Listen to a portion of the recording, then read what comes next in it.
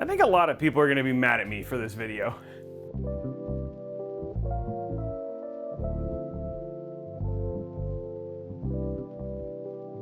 Today is the release of Intel's Core i9-13900K. They're also their 13700K, their 13600K, and their KF SKUs, which are the ones that are missing the integrated graphics card, some of which are already sold out on popular sites like Newegg, given Intel actually let you pre-order the chips unlike AMD. Oh, also, I don't know if you noticed this, but Newegg, the price isn't $589.99, which, spoiler alert, that's actually how much this is supposed to cost, but it's actually marked up to $659. So, thanks a lot, Newegg.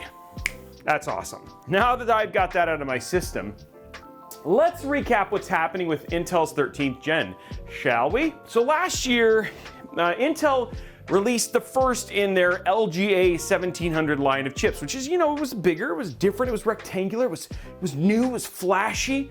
And with this new architecture, they introduced the world to P cores, or performance cores, and the E core, or the efficiency core. Now these little bad boys did a lot of magic behind the scenes, like moving tasks around and different cores on your CPU to help ensure you could run different background things or primary tasks and not lose any performance.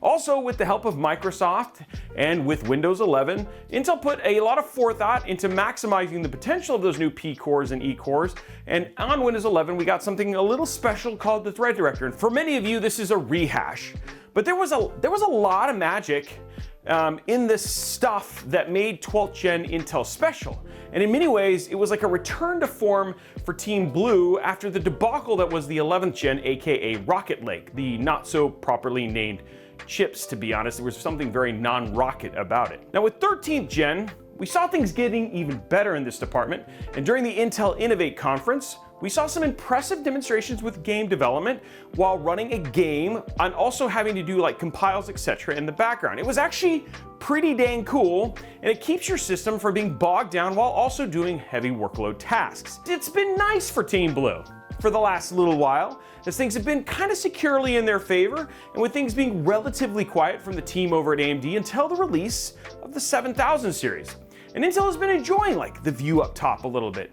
Even the release of the 5800X3D, the dreaded 5800X3D, which has shown up as little hash marks on ARC and basically a little hidden things with the release of 7000 series. But because honestly, it was a pretty magical chip. But it did very little to disrupt the economy things, given it was a fantastic chip, but unfortunately it was on a dying platform. So at the time it was targeted at a very specific audience and people on older Ryzen systems who could potentially upgrade to something and bring some breath of life, to a dying system. We didn't have all the data we have now with how well it was going to do against 7000 series, and what will it do with 13900K? Well, we'll find out. The one thing that the 5800X3D did do was kind of hype up what was to come, and the fervor and the buzz around Ryzen 7000 series started to kind of grow. That whole 3D V-cache thing on the chipset, it made it essentially the cheapest and in many ways a fast gaming CPU while severely hampering its productivity capabilities. So what would 7000 series bring? Would it include the 3D V-cache? Well, it's here, it's already out. And honestly, 7000 series did not disappoint, and for the most part, it was universally well liked, though considered expensive and albeit needing more attention when we were directing at cooling. There's a lot to learn there, but the only real big dent in AMD's new platform was just the high cost of entry to jump into like AM5 and the latest 7000 series CPUs. You needed to not only have like the X670 platform or even the more recent B650, but also adding the more expensive DDR5 RAM. And then you needed to really think about cooling, so it couldn't just be an air cooler in some cases, though it sounds like it could now. But given the new AMD chips handle themselves thermally, there was a lot to kind of learn. And there was even, that whole thing with just kind of learning. That was also kind of a high entry to cost. So given what Intel knew about 7000 series from the rumors and eventually the launch of the chip, they came out the best way they could, in my opinion anyway, and that was with a really great price point. So thus Intel announced, they stood upon their blue platform and they said, this is my launch date and this is my price. And today, that takes us to right here, right now, October 20th. Launch day. And I know I'm making some conjecture here, but let's be honest, prices are things that can change all the way up until the things actually launch, until the dude's on stage. Just ask Jensen with his bulletproof leather jacket. He's just like dodging it. Okay, Roby, I super appreciate that history lesson, but how good are the Intel chips? I mean, come on, don't leave me hanging, Roby. What do I buy? Okay, hold on, I'm getting there. But before I do, let's just quickly highlight what's new in the latest generation of Intel chips, codenamed Raptor Lake. So let's start at the top of the stack and talk about the Core i9-13900K. It's priced at $589. It has 8 P cores, 16 E cores, and 32 threads of power. The P core's base clock is 3 GHz with a boost clock of 5.8 GHz, and the E core has a base clock of 2.2 GHz with a boost clock of 4.3 GHz. That's high, by the way. It also has 68 megabytes of cache with 32 megs of L2 and 36 megs of L3, and finally 253 watts of power draw. Now comparing that to the 12900K, that's 8 more cores, a higher boost clock for both the P cores and the E cores, with also a drop in the base clock for both as well. There was a nerf there if you're into your RPG stuff. It's also more cache and more power draw versus the older CPU. Now comparing that to the high-end Ryzen 7 7950X, your price is lower by about $110. And you have the same amount of threads, but the 13900K actually has more total cores. Now Ryzen has a higher base clock, but a lower boost clock, along with Ryzen having more cache at 80 megabits, with the faster L3 cache being higher at 64 versus the 32. And finally, lower power draw at 230 watts versus 253 watts. And all the Europeans were like, woo! But the 13900K can do DDR4 and DDR5, while the 7950X can only do DDR5. I almost said DDR5, but it's DDR5. Now, as much and as fun as and expensive looking at the 13900K is, we travel down the stack and we actually see my favorite CPU of the 13th gen. We'll talk more about this later on in further videos, but that is the Core i7-13700K. And this one comes in at $409. It has 16 cores with 8 P cores and 8 E cores, along with 24 threads. Now, one thing about the entire stack is that Intel doubled the E cores across the board. Now, its base P core clock is 3.4 GHz with a boost clock of 5.4 GHz, and it's 2.5 GHz with a 4.2 GHz boost clock on the E cores. Now, it's a similar story to the 12th gen counterpart. As with the i9, it's double the E cores, so jumping from 4 to 8. So higher boost clock on both the P cores and E cores at 5 GHz, jumping up to 5.4 in the 13700 versus the 12700. 3.8 up to 4.2. But also, they nerfed the base clocks again. It went down from 3.6 to 3.4, and from 2.7 to 2.5. We also think that, it could be a nerf or it could be a buff, depending on how you want to think about it, but it went up from 190 watts to 253 watts on the 13700. Now, you might be thinking this is going to be compared against like the Ryzen 7700X, but it's actually more comparable to the Ryzen 9 7900X, which is a surprise to everybody because the Intel actually has 4 more cores, but it's pared down a bit versus Team Red's counterpart with a slower boost clock of 5.4 versus 5.6. And of course, you have less cache at 54 versus 76. But the power draw, 253 versus 230. But it's also is $140 more expensive. And there's a lot of trading blows there. Now, finally, we get the littlest lamb, and I don't know why I'm calling a CPU a little lamb, but let's just go with the visual here. It's like, It's $319. It's Core i5-13600K. It's got 14 cores, 6 P cores, 8 E cores, and 20 threads. You also have a 5.1 gigahertz boost clock on the P cores and a 3.5 gigahertz base clock, along with a 3.9 gigahertz boost clock on the E cores with a 2.6 base clock from the bottom. Now, it's got 44 megabits of cache, 20 L2 and 24 L3, along with 181 watts of power draw. Now that's 4 cores and 4 threads, basically higher than the 12600K, along with 4.9 gigahertz popping up to 5.1, and then 3.6 jumping up to 3.9. Now it's similar base clock nerf. Again, we got a base clock nerf both on the P core and the E core, and we did a nice, additional 14.5 megabytes of cache, and we jumped up to 181 watts of power. Now, the crazy thing about the 13600K is that it actually has more cores and more threads than either the $399 Ryzen 7 7700X and the $299 Ryzen 5 7600X, along with more cache and more power.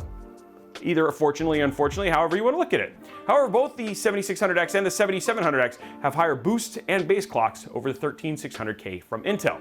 So on paper, very comparable to their Ryzen counterparts, and they trade blows across the board when you look at the specs with Ryzen having it in some cases with higher base clocks and speeds and more cache, while Intel having more cores, more threads, and cheaper prices, and also the addition of DDR4 compatibility. Now, that's the thing, is like when you look at it, it's like there is no real kind of winner when you look at this right now. So let's get into the fun part. Let's get into the entertainment, Roby. Are you not entertained? Because we're going to entertain you with benchmarks. Now, I don't do that Jay's 2 cents thing or that Linus thing, or much worse, the whole Gamers Nexus, where I just have like a bajillion of them. All my benchmarks are at the end. And if you want to just do it, what we're going to do is we're going to go through the highlights. We're like the Cliff Notes of benchmarks. If you want to talk about our channel, and if you want to see all the awesome and like kind of go and run through it and see everything, then you can do that at the very end and watch all of them and draw your own conclusions. Or you can over to our Discord server over at discord.gg/Robytech. Click on that tech chat and you can download them and pivot them to your heart's content. Just look at the pinned messages and you can pull and fiddle it with it all the way you want. Now, just so you guys know, just for our testing purposes, I want to let you know what the benches are that we used. For the 12th gen and 13th gen, we used an Asus ROG Strix Z690E gaming Wi-Fi. It was paired with 32 gigs of Kingston Fury 6000 megahertz RAM, and that's DDR5. And an NZXT X73 cooled by 3 120mm Phanteks T30 fans, and of course a big and beefy RTX 3090 Ti. Now the 4090 wasn't out when we were doing Ryzen, and we weren't going to change our whole bench for that reason, so we stuck with the 3090 Ti. Now, for the 13900K, because we were testing the new BIOS, we were having issues with it, so we actually jumped up to a Maximus for just the 13900K. Not that that's going to improve performance or anything like that. On the AMD side, we used the ROG Strix X670 E gaming Wi-Fi with 32 megs of G.Skill Triton Z, 5 Neo at 6000 megahertz, and of course using the Expo profile. Same cooler and GPU that was used for Intel. Now for the 5800X3D, we used the Asus ROG Strix X570E gaming Wi-Fi paired with 32 gigs of G.Skill Ripjaw at 3600 mega transfers. We're just going to use both terms here, but cooled by a stock X73 and stock NZXT fan. So none of the big thick fans. Now for gaming. Let's check this out, because that's why we're all here. At 1080p maximum settings, first up, favoring Intel as the top performer. We saw Far Cry 6 with the 13900K and the 13700K taking the lead. Guardians of the Galaxy having the 13900K ink out the 5800X3D before Intel took over the other top spots of the stack. Finally, for Forza Horizon 5 with the 13900K taking top dog before the 7000 series lined up right behind it. Now favoring on the Team Red side, we saw Cyberpunk 2077 with the 5800X 3D at the top here, followed by the 7600X before Intel popped up. Next up, it was Metro Exodus with AMD taking all the top spots before Intel even showed up, and it was then the 13700K over the 13900K. And finally for Valorant, just to stretch the legs of these massive CPUs, we saw the 7950X taking top spot with the 13900K in the second, and finally the 5800X 3D trailing with last. Now, I mean, game is unplayable. I mean, Valorant's pretty much unplayable at less than 600 frames per second, am I right? And so, there you go. Now, all over the place, pretty much, and really no clear winner on who takes top spot. Well, 1440p then, Roby. That's where we're gonna find a winner. That's where we're gonna define, that's the stake in the ground. Okay, well, let's see. Across every game but Forza Horizon 5, we saw Intel taking the top spot with the 5800X 3D having the strongest showing at 1440p. Now, Forza Horizon 5 CPU sim, we saw AMD take the top 2 spots, though with the 5800X 3D and the 7950X taking the top 2, followed by the 13900K. Okay, awesome. Roby, that was amazing. Thanks for the breakdown. Now the question. The thing that everybody wants to know, and honestly is probably a little afraid for me to answer, but who wins? What is better? What is the best CPU? Which one should I spend my money on? Honestly, it doesn't matter. I mean, sure, it's nuanced, and if you really wanted to find the best CPU for your particular task, you could. But I would clearly say that for the most part, these two CPU families really do trade blows with each other, and in some cases Ryzen is better, in other cases Intel is better, but for the most part it's so back and forth that regardless of whatever you buy, you really are going to be getting a great CPU that does a good job and does the job well. So, it's a tie. Wait, what? Roby, what kind of poop is this? There has to be a best. You have to have an IR winner. We can't have two good options. There's no game in that. How am I going to define myself as an ultimate fan and not die on a hill defending either AMD or Intel because I have no other purpose in my life? Well, maybe you can find a new purpose and stop defining yourself by what you own and just be okay with what you bought. Because honestly, if you're happy, who cares? If it does what you want, be okay with it. I mean, if I just had to go off size of our winnings and how much more often in our testing Intel was ahead of AMD, then I could say, sure, Intel, you are the fastest gaming CPU. But you know what? Honestly, it seems kind of fake, to be honest, because there are a ton of games out there. And depending on which ones other people tested or you test, someone else could very well say AMD's CPU is the fastest gaming CPU because they flip so much. Now, one thing that is worth noting though, is that the temperatures, let's take a look at these real quick, and the world of overclocking. Now, something we're still learning a lot about in the world of AMD and folks learning to push the capabilities of Ryzen 7000, but when it comes to the world of Intel, you know what, it's honestly a lot more straightforward. And we do have thermal headroom to actually overclock these CPUs and push them beyond what we are seeing in stock settings, given what we showed in our benchmarks today. Now, with the most interesting in the whole stock of Team Blue is the 13700 and the 13600K, which have a lot of thermal headroom to push the all-core clock speeds to match and maybe even beat the 12900KS, which would be awesome and is impressive. Now, Intel is pushing this pretty hard, even having me do a guide in overclocking for your CPU using their new XTU, which if that's out, you can actually check that out right here. And there's actually a lot of really exciting stuff within the XTU. I don't want to downplay the amount of tech. Things like per profile overclocking and the fact that it actually keeps your settings after you're done and the watchdog resets and all that sort of stuff. There's a lot of stuff in there and you should check out the video if you want to. But the other thing too, this is the hard part, is it's kind of hard to mention that, you know, overclocking is a feature / pro to 13th gen when doing any overclock actually voids your warranty. Unless you have a pre-built, because there are pre-builts that actually do cover your warranty, like Origin, who sponsored our aforementioned video about overclocking. So beware, you silicon kiddies. If you do indeed break your CPU while overclocking, Intel says, sorry, no takebacks. Okay, so all joking aside, I like this world we live in, where you, the consumer, really do have a choice, and if you favor one brand over the other, your options are absolutely viable, and that hasn't always been a thing, guys. If you like AMD, go AMD. And if it's both a great gaming CPU and a great productivity CPU. If you like Intel, then go Intel. And just like AMD, you're gonna be covered doing both. Now, there are a couple things worth mentioning, and I'm gonna do this because it's only fair. But if you are gonna consider and you're kind of on the fence, you're like, Roby, okay, I'm struggling because I don't know what to do. So let's walk you through some stuff. Okay, number one, if you want longevity for your platform, then AMD may be your best bet. AMD is saying that they're gonna be supporting the platform beyond 2025.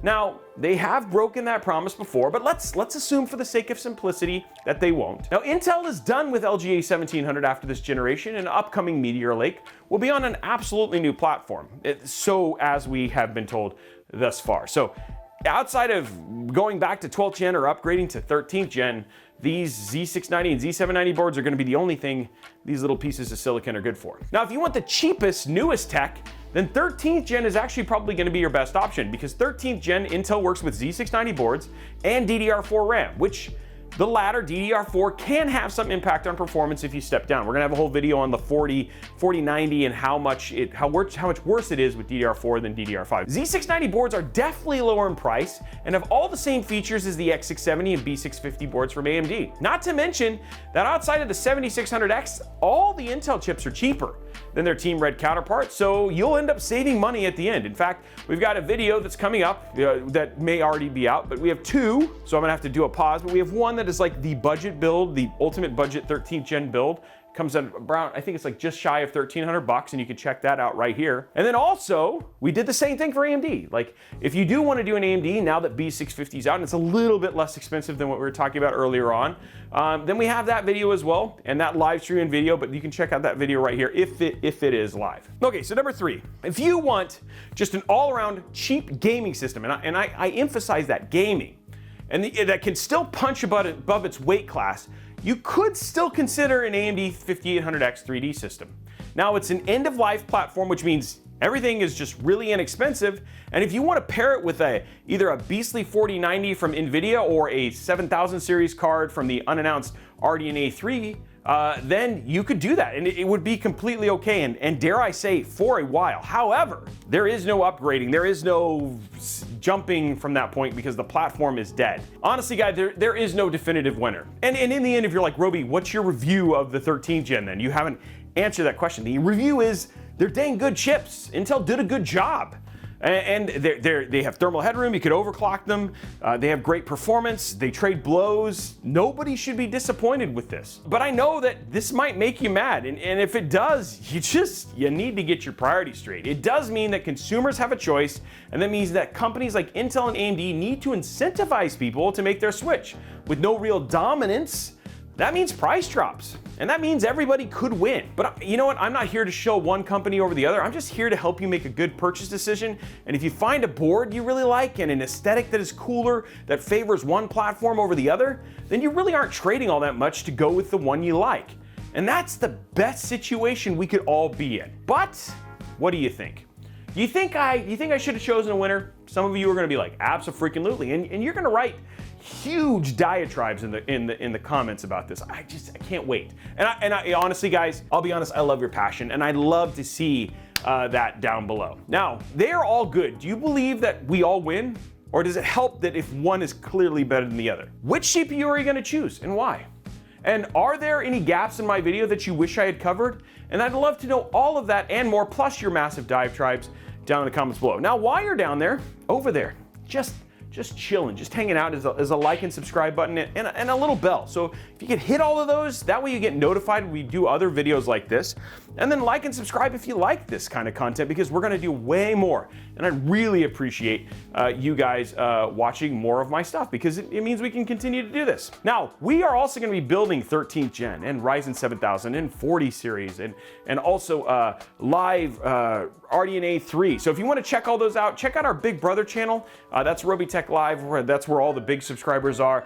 We stream every Monday, Tuesday, Thursday, and Saturday, and you can go check that out at 5 p.m. either at twitch.tv/RobyTech or youtube.com/RobyTechLive, where we are building PCs with all of this cool and awesome tech. Do you want to talk more about anything you've seen here? Then head on over to our Discord server to also not only check out our benchmarks, but also to just talk to other like-minded people who love to talk about these very same things.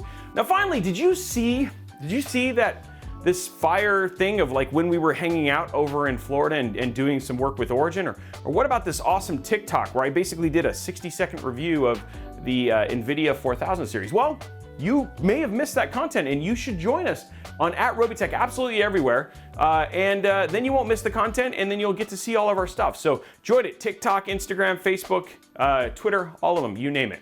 Anyway, guys, that is it for this episode. I hope you enjoyed this review, and I look forward to seeing you on the next one. Bye, guys.